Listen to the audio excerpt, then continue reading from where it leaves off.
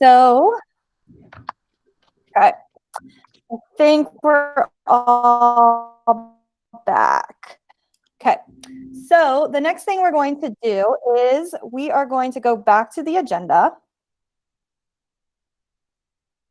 And at the bottom of the agenda, you're going to put, feel free to come up with a team name or list everybody that was in your group. Either way will work. And then you're going to put the link to your Iron Chef. Make sure anybody with the link can view. I've also been adding the recordings. I'm trying to break it up into parts when we go to breakout rooms because it will not record the breakout room. So I've been putting like part 1 and then we went to breakout room, so part 2. So just if you want to review, all of that is there. Or if somebody could not attend. So this is going to be by breakout rooms, the 1 through 13. There was 13 breakout rooms, so go to the one that you were in. And then just write out your name. Yeah, breakout room number 10. That's a great name. And then, yeah, you can publish or however you want to do. Just make sure everybody can view it since we're all in different domains.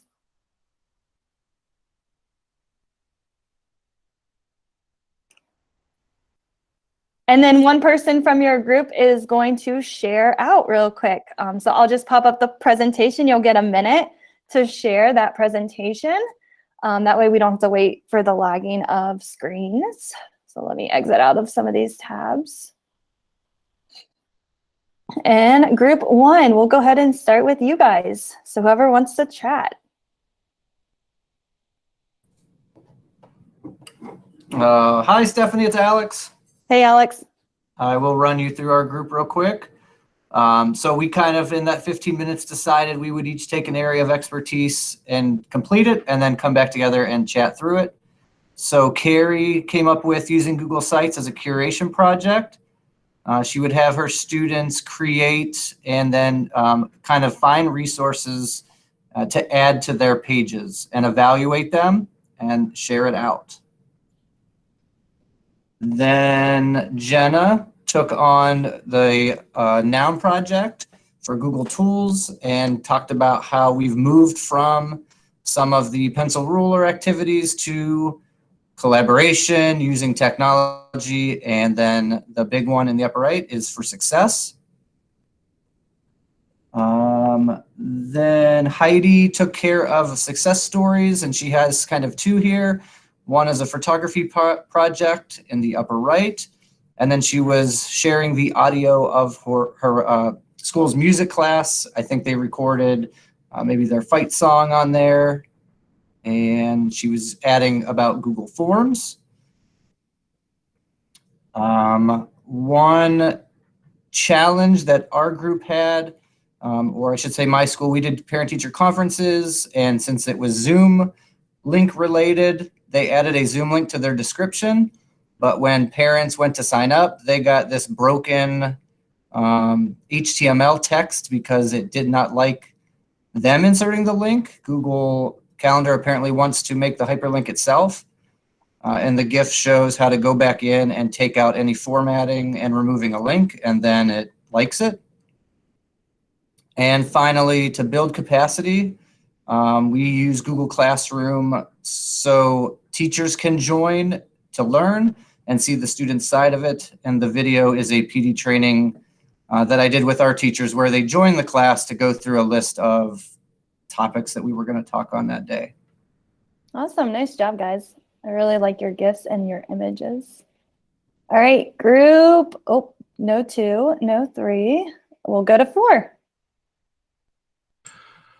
All right. Well, hey, in group 4, we didn't complete everything, but we got a few of them done. So once that loads up, I think we got the first, the third, and the fourth done, but we didn't get the second and fifth done. But that's okay.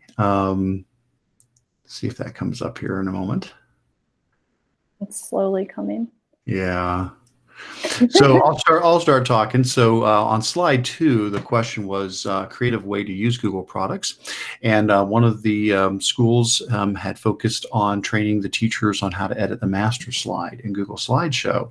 And once they had done that, it really opened up a lot of possibilities, such as making creative, interactive drag and drop activities for students to complete. The example that was shared in our group was a tennis instructor, the PE teacher, putting a tennis court as part of the master slide, and then being able to move things around on there to demonstrate. We actually didn't do the next slide. Sorry about that. Although I guess, well, yeah, okay, we do have something in there, but that ended up winding up on the next slide, which was sharing a challenge, which was how to get everybody up to speed on the tech skills that they need. And we talked about a lot of things, from, you know, doing virtual sessions like we're doing right now, to recording sessions that people can watch later, finding support websites, creating a staff Google Classroom so the staff learn about Classroom while getting resources through Classroom. And then we also talked about creating self-paced courses that staff could move through at their own pace, however they needed to be able to learn what they needed when they needed it. And then the next slide was, how could we build capacity for others using Google tools? We talked a lot about some of the resources that Google provides and different districts that have been taking advantage of the level 1 and level 2 certification. But then we also talked about, don't forget about applied digital skills. I know we think, oh, that's for students. No. There's tons of stuff in there for staff as well.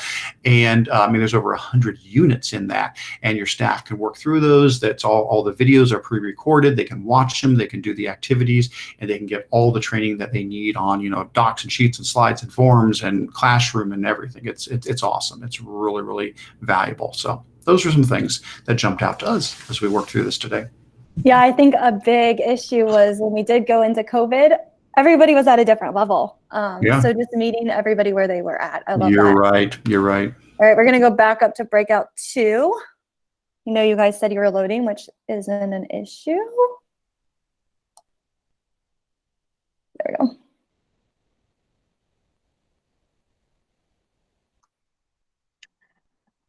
All right, I'll go ahead and speak. This is Matthew. I'm from Canton, Ohio. We talked quite a bit about a whole bunch of different things, but Abed was kind enough to share a story of one of the great successes that they've had with Google products over in the UK. And Stephanie, he said that I should speak and that he should not, because the two of you would get into it in front of everyone. And so we're trying to protect that. However, he said that they have done all kinds of really great streamlining when it comes to the use of Google Forms. And so one of the ways that they did that is by using this add-on called Form Approvals. So basically they have, you know, different workflows and different processes for all kinds of different things involved in the school. And so depending on what that form may be or what, you know, information is trying to be solicited, it could go straight to the people in need, you know, the administrators and whatnot, who would then be able to check those off. And basically they've been able to cut all paper use for those kinds of administrative tasks, which I think is pretty cool. The next one we skipped, just for time's sake, sorry. And I can see my GIF isn't spinning either, so I'm sorry about that one too. But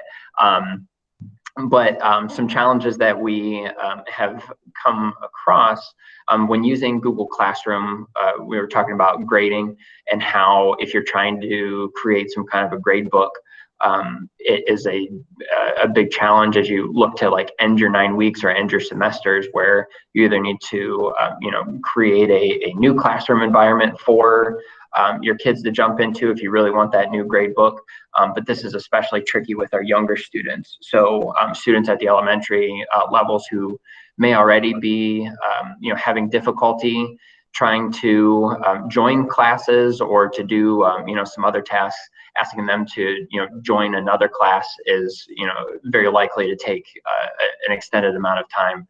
So by being able to have those different grade books, or the ability to kind of expand grade books or make assignments, you know, assigned to different quarters or whatnot, that would be a big help in that regard too. If we go to our next one there, Stephanie, thank you. How might we build capacities? We actually had it happen in the meeting where modeling was big. You know, tried to do those things for our districts.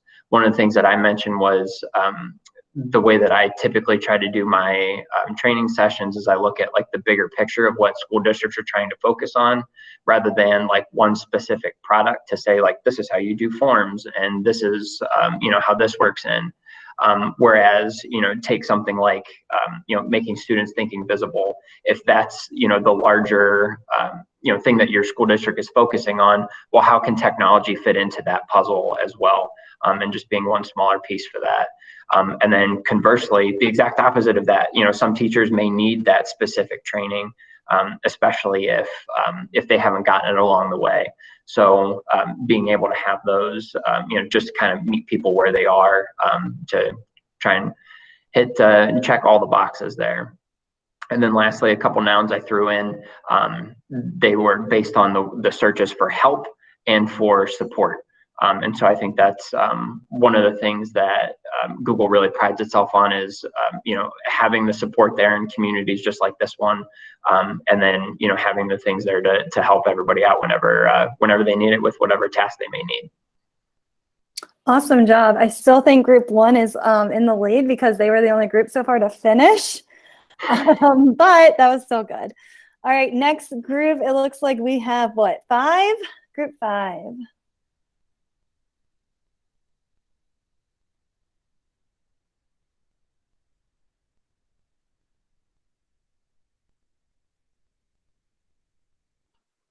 I guess I'll talk unless someone else in my group wants to chime in. I'm Carol Person. I'm a tech integrator in Pittsburgh.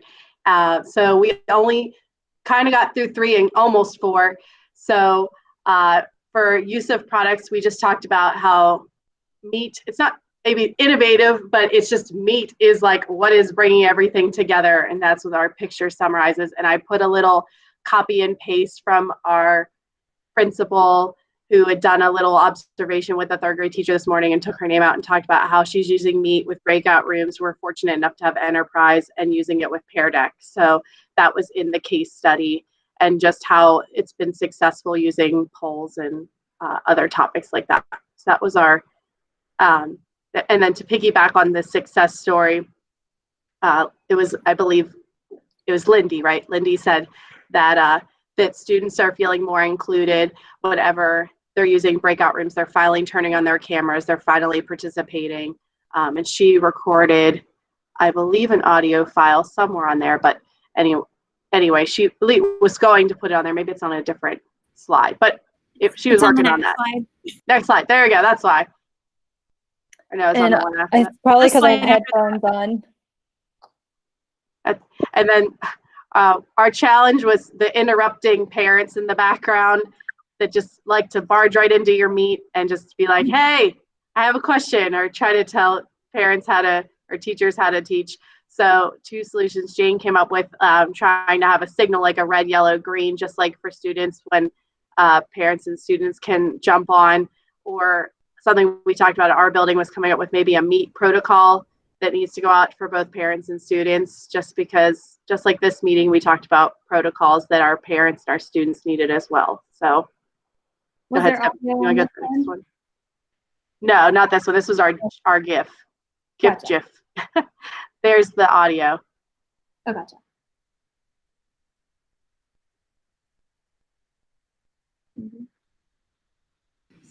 Party fail. What happened? I'm so sorry. There was audio of we can't get by without our friends. It might be my computer. I've got like 2 monitors hooked up, so it could be something on my end. It's all good. I just take out the headphones though. And then I think the last one, Jane threw out a picture. It wasn't from the Noun project, but just Jane, do you want to mute and talk about this one, or whoever did this slide? I don't remember. I would talk about it, but I didn't do it, so sorry. Okay. Well, that was it. We kind of did a little last ditch on the last one. All right, nice work. Very good. All right.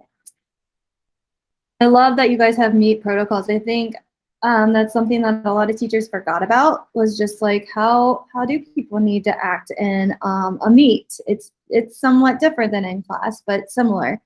All right, group 6.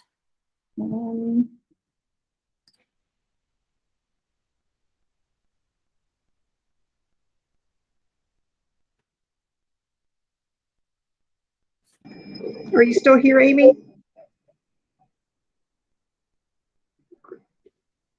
So I'll start, but hopefully others will jump in with their slides. So one of the uses were choice boards. for flipping your instruction. So this was a sample of one that I was just getting ready to turn out next week until they called us home for virtual. Well, our days kind of got switched around due to COVID, but at some point we will use this. But it was a professional development choice board for teachers that it would be very easily to implement in your classroom. And I'm going to let the rest of my group kind of take over and explain their slides if they're here. So this is Jason. I'm here, Cheryl. One of the success stories we were kind of talking about is the pandemic has forced teachers to kind of get out of that fixed mindset and go into a growth mindset. And we just added a lot of tools for instruction to increase student engagement. We just try to make something positive out of it and take the tools that we've learned.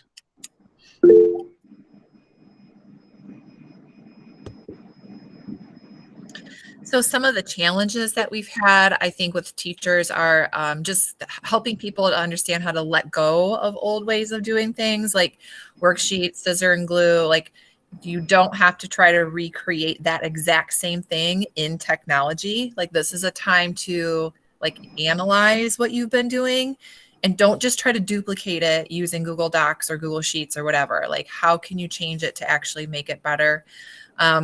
We have varying levels of tech proficiency. So on top of trying to deal with all the stresses of what's going on right now, we have some people who are more beginners, some people who are more advanced, everybody in between, and then also trying to help each other out in some way.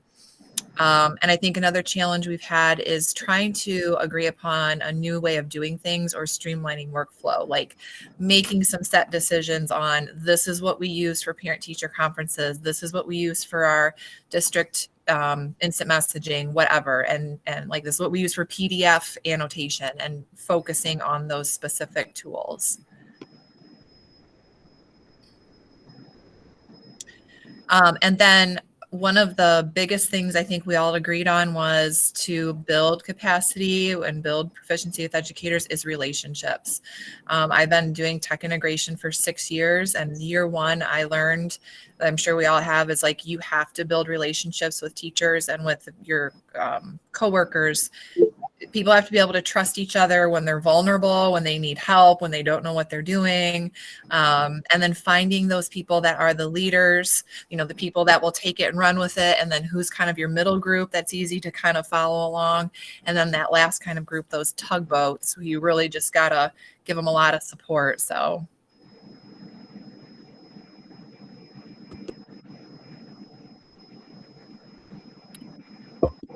That was as far as we kind of ended on this one. We're just thinking Google tools provide our students and opportunity choices to still work together but collaborate. Well, that's really as far as we got stuff.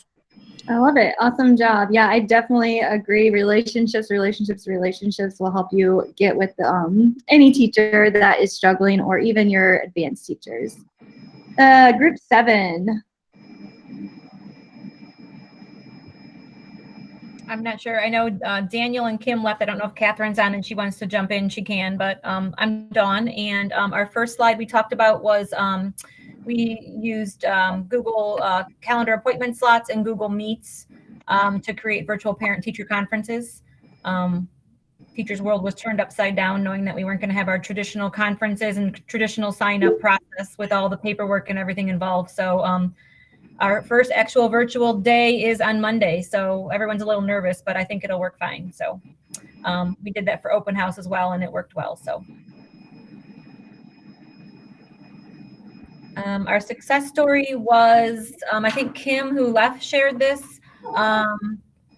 Using Google Keep, that's what it was. So using Google Keep to keep everyone organized, and making your to-do lists and saving resources and things like that. And then we also just talked in our group as well how many of us as adults use Google Keep, even between our spouses or even our own kids, in keeping us organized in our lists and our to-dos.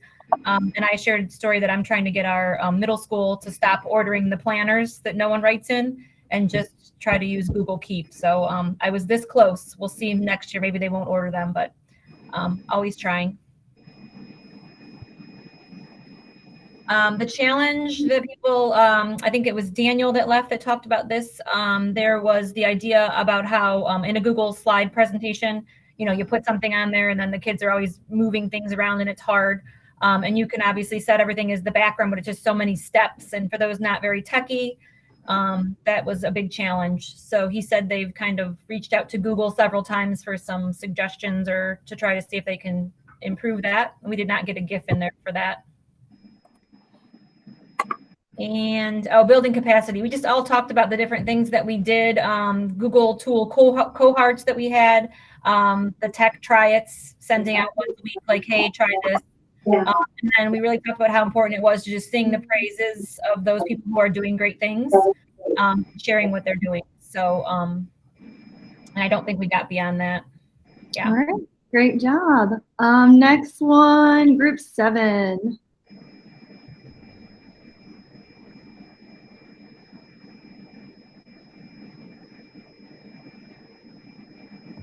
Oh, that was ours. We were group 7. I think we're in group 8.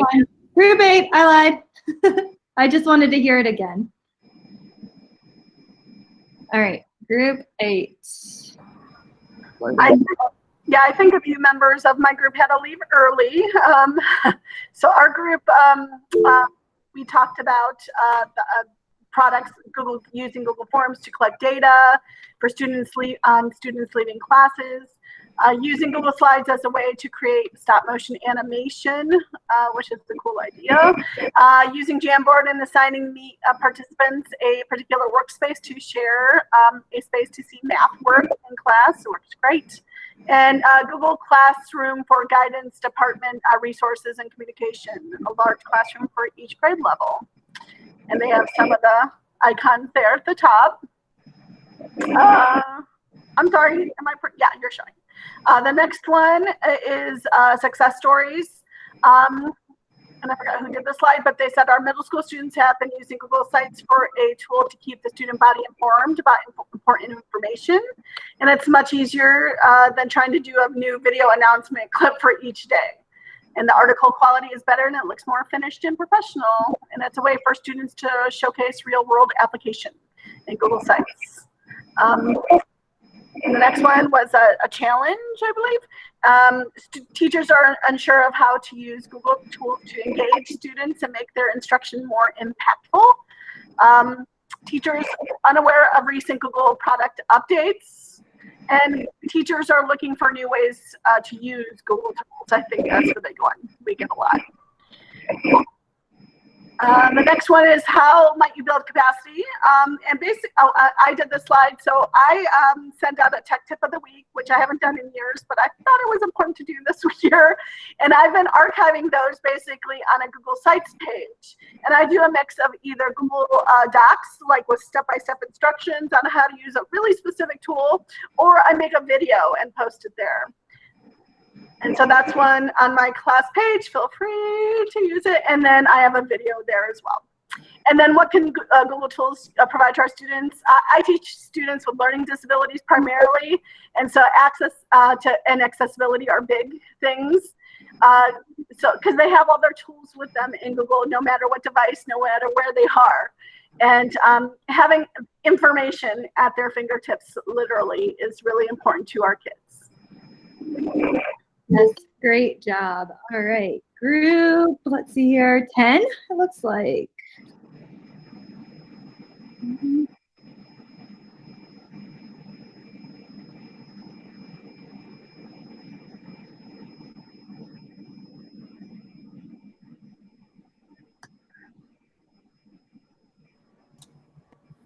Hi, I'm Holly. I'm part of Group 10. I was kind of hoping that Toby was still here and he could share with us because his project was the one featured for the Professional Development Choice Board. I'm here. I just stepped away, just hop back in. No worries. So yeah, I used a little choice mixed with the I do, you do, we do model of teaching for some professional development. So this is just a one slide presentation that links the teachers into some choices on the first column there where they can explore how to use Kami. The second column there is a short 10-minute video. Now that they've seen it, it really dives into how they would use it to set it up with their kids. And then the last column is their create column, to where now they've been challenged to go do this with their kids.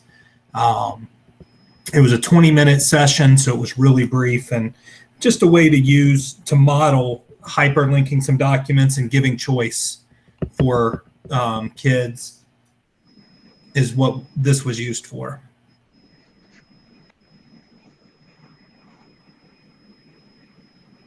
So I'd say this one really just builds off of that one. Yeah, just that different ways to use hyper docs with choice built in.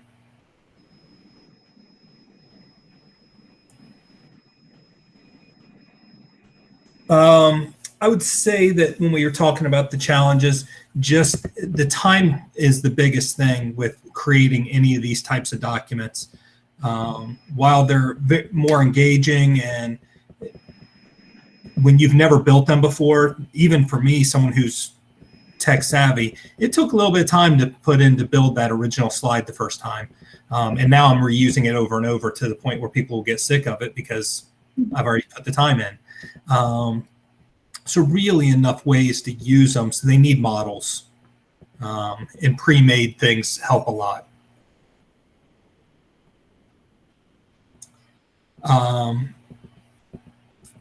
Trying to make sure. The other one that came up was the digital notebook idea, which I thought I learned a bit there. They were talking about pushing slides out so that kids can create a digital notebook where anytime you wanted to add a new slide, use some of the push features that are add-ins.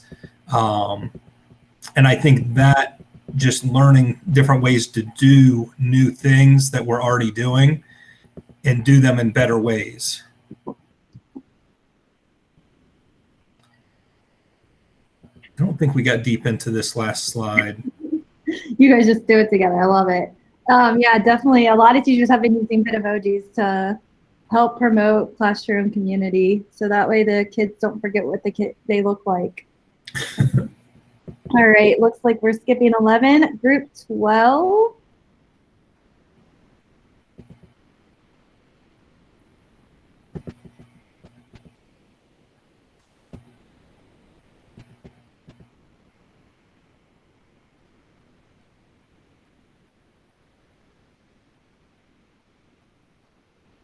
Yeah, I agree. My Bitmoji probably looks better than what I do.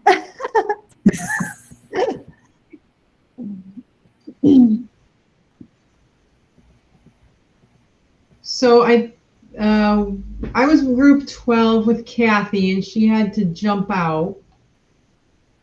And I actually have a 2:30 meeting, so I'm not going to be able to stay on. But this was Cathy's. What she uses in her district. She uses Meets for her help desk. She uses it for tech support, where the students go into a live meet for help desk support, and there's someone there from her department or her team, and they can do a share screen where the students can show if they have an error message on their screen, or for instance, if their mic isn't using, they could utilize the chat feature, and that person that's running the help desk that day, or the help meet, as we can call it, can help that student. If they have more than one student jump in, they can use the breakout rooms to break out with another student if they have different support. Our district doesn't have Google Enterprise right now, so these features that we're using today are just outstanding, and I think this is a great idea for Google Meet.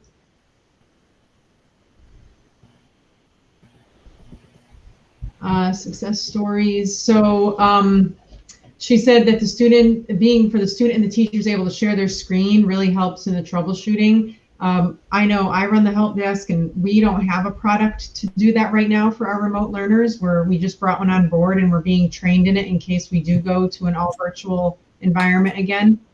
The feature to be able to help the students and see what they're seeing, or the staff, instead of trying to close your eyes and walk through it, the screen sharing is huge.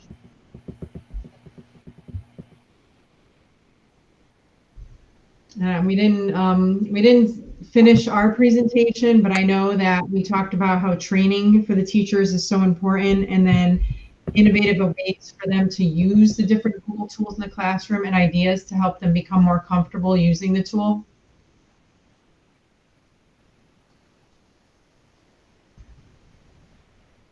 And we started this, but unfortunately we didn't get to finish.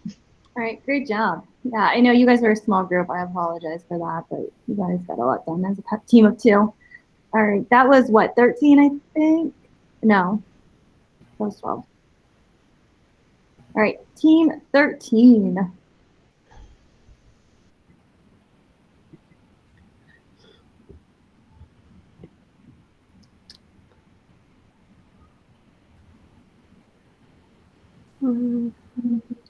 Okay, hi, this is Star Dobush from Ohio. And anybody else that wants to chime in, feel free from our group. I don't mind. I think we all thought we were just supposed to talk about one Google tool. So sorry, our whole thing's on Google Keep. That is okay. Yeah, so we're talking solely about Google Keep. If you want to go to the next slide.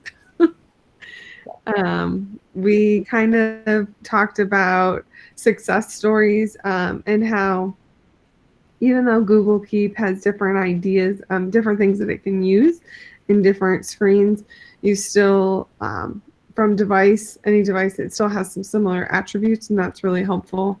We did kind of talk about the emojis and how they changed and they look different now on Calendar and Keep and whatnot. But a success story is also using Google Keep for transition youth or just kids in general that are learning a new task and being able to put the steps in order to do that task, even if it's like spelling an error for an English classroom. You can take pictures of each step that they need, and then you can make an audio clip, and like all of this is free on your phone to create, or it doesn't really work on your computer device, but it's really handy for the student that needs to know what they're doing when they get to that GPS location. And so I talk about it in terms of youth going to work and what are the tasks they have to do for that day.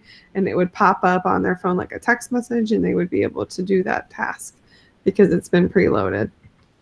And then just moving on, we have some ideas. Does anyone else want to add to this? John? John? Google Keep is only available. Yeah, so the challenges was that I had shared some cool things with other individuals and they couldn't access it because of their government contracts. Go ahead, John. I was just going to say, somebody mentioned that Eric had a really good session that he did on Google Keep and then add-ons.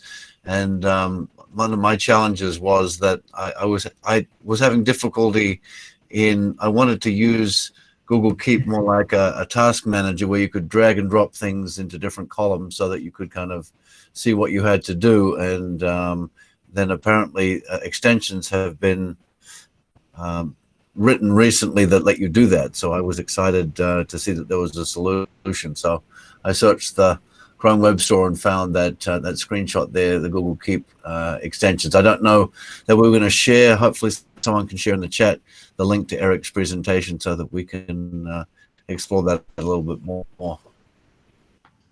And I'll actually add that it wasn't Eric's session. It was someone at that conference. And so I'm going to keep looking for that. But a really nice one on Google Keep. So I'll look for it.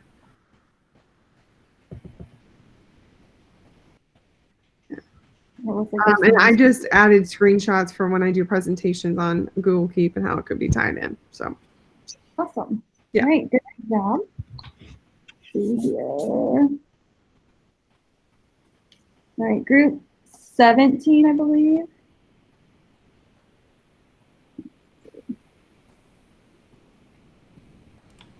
Oh, they like all got all fancy. We each took one of the slides, so it might be best if we all just do our own.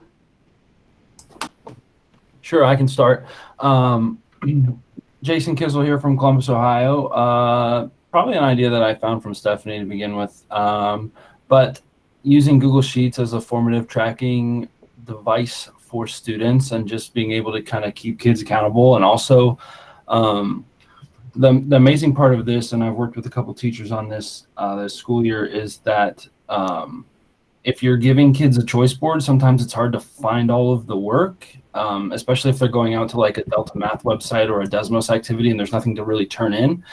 So having a sheet where the kids are putting down exactly what they're doing lets the teacher know what website they should maybe be navigating to and then grading through. So that was kind of the idea, and pretty much just using two things, data validation and then protecting rows, so only students can edit their own row.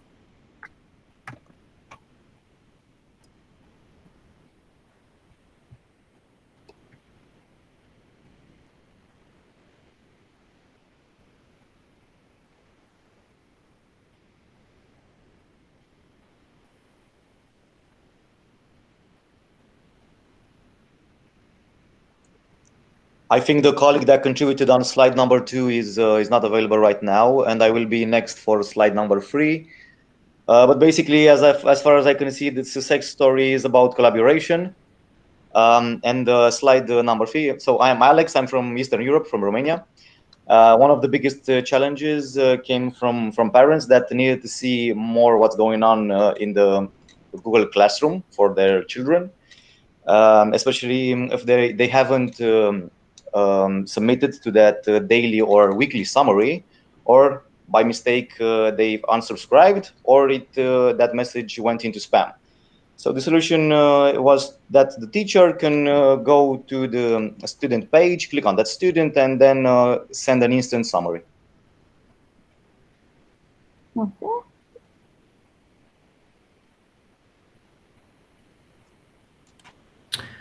This slide was mine, and I just made it a quick, like just 10 tips that have come from my own experience working with teachers. I'm a literacy coach, so my job quickly became a technology coach with the us all going remote. So really just about being patient, giving teachers those step-by-step instructions, and not being visibly surprised when they can't do very basic things. Like I was mentioning a story about having a teacher that did not know how to copy and paste, like literally didn't know how to highlight and hold the mouse down and that. So just not being surprised at their various levels there. And I guess just reiterating a lot of things that have been said about like giving the teachers choice, finding subjects and giving them real life examples. For instance, when I did a professional development on spreadsheets, I tried to like also show them how like you could use this in your own life, how we had used it in different ways, you know, for setting up a home budget or whatever, kind of like some outside classroom, real world examples. And then also just really trying to help people celebrate and build that collaboration. If I know one teacher, for instance, I am, like I said, a literacy coach, but I knew a math teacher was really taking off and using Jamboard. So we went and talked to her about how she does that. And then we were able to see how we could use it for word study with our kids. So just kind of building that capacity within our building and building those relationships. And that's a really funny SpongeBob clip where he's trying to teach Patrick to open up the jar. If any of you have young kids or like SpongeBob, I would highly suggest watching it. And that's all.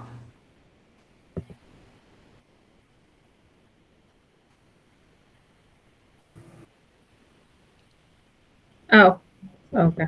You're on mute, Stephanie.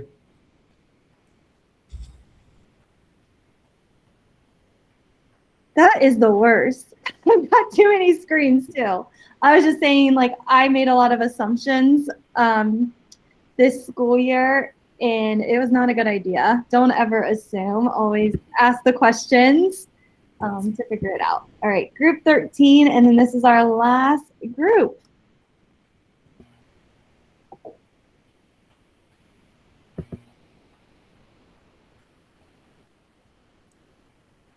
Who wants to talk? I was hoping I wouldn't have to talk, but I guess I can. So we started out talking about Google Forms mostly in our use of products and using sections within Google Forms, the response validation, to attempt to create some asynchronous opportunities. I shared an example that I worked with teachers this summer on doing 3-act tasks within a Google form so that students could kind of work through it asynchronously. Obviously, I'd love to do it synchronously, but that's not an option. We talked about using it to differentiate and so on. Moving on to slide 2, some of the success stories is just many of our teachers who've never used this, there's been a huge learning curve. And I think that it's a total shout out to teachers of how much they've come since March, when a lot of this started happening and we all got shut down. We talked about the ease of sharing things in Google Drive and helping teachers create a new grading period, Google Classroom. I'm sure that's one thing that's on a lot of teachers' minds and tech minds, is just the challenge of, okay, our Google Classrooms are a mile long. How do we transition to another quarter? And so we talked about showing teachers how they can copy their class list and copy over their classroom and hopefully continue on successfully in second quarter. Some of the challenges that we shared out was sharing a form with another teacher, and because forms are different than docs or slides, kind of having some challenges with that. One of our group members, I believe it was Deborah, shared she thinks the link, changing the link will work, like changing the end of the link, and I'm sure she's correct. I haven't tried that yet. Response spreadsheet also has to be shared separately, and then just the challenge between creating or adding a Google form to Classroom via as an assignment or the quiz assignment with the grade importing and how that works for students. Like sometimes turning in the form doesn't necessarily turn in the assignment, and then sometimes they're linked together, and helping teachers understand that and families understand that as well. Some of the things that we were talking about in building capacity is just being personalized and accessible, whether you use videos, Google Forms, being present in any way you can. I heard a couple people talking about, being in a Google Meet so that teachers can pop in. Self-paced learning. I created a self-paced course and gave teachers lots of options for credit, and that seemed to be a great way because everyone needs to get in those 5 hours to renew their license. So having that available, or PD in the bathroom, and there's a shared link there. And then the last thing that we kind of hit on real quickly, but maybe didn't spend a lot of time on, is just how Google tools can provide opportunities to collaborate or have PBL. So yeah. Anyone else in the group need to say anything? Go ahead and do so. Nice job, guys. All right, go ahead and vote. I made a poll, but you can only have like 10 options on the poll. So sorry, the last 2 groups. But if you want the last 2 groups, give them some love in the chat. You guys really did an awesome job. Make sure you go back to these. I think everybody provided their names on here. If you want to add like how they can reach out to you, either your Twitter or email address, if there are any questions, feel free to add any of that information or link your Twitter account or whatever, and then people can reach out to you if there's more questions with that.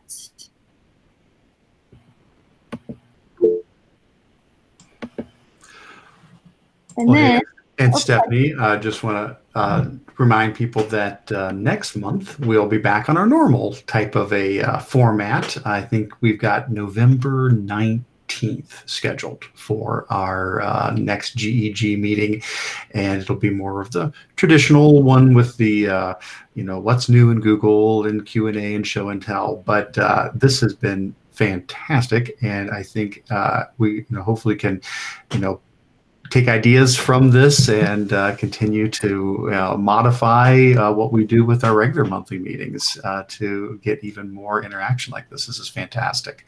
Thank you so much. And I just really wanted to quickly say, go back to the spreadsheet, add ideas, add your success, add things where you're struggling. Also, I really loved what Deborah did, and she just made a comment. Add comments if you agree. That will really help if Google sees more volume in those comments, like, yes, I need this, or +1, or whatever. So just keep adding comments to this sheet. Feel free to share this sheet with other people if you want to keep adding to it, and add more rows if you run out of space. So this is for you. Again, we have about a month to keep adding just some thoughts to it. So just keep going back to this Google Sheet and collaborating with others if you need to. You can share it out with whoever might help. And then real quick, back to the agenda. All the resources are on here. I will add the part 3 recordings. If you want to go back and watch any of the Iron Chef presentations, you will be able to. And part 1 and part 2 are down here. And just a reminder, I will send this back out to our Google group. If you're not a part of our Google group, make sure you go and join, because this is how you will get the information and the resources, and also a way to collaborate with others. So here's our Google group. Feel free to join and add questions. People will respond to you. And if they don't, reach out to somebody that you know might have the answer. I hope this was helpful. And again, please keep collaborating with each other. And if you guys need anything, let me know. But if not, we will see you back next month.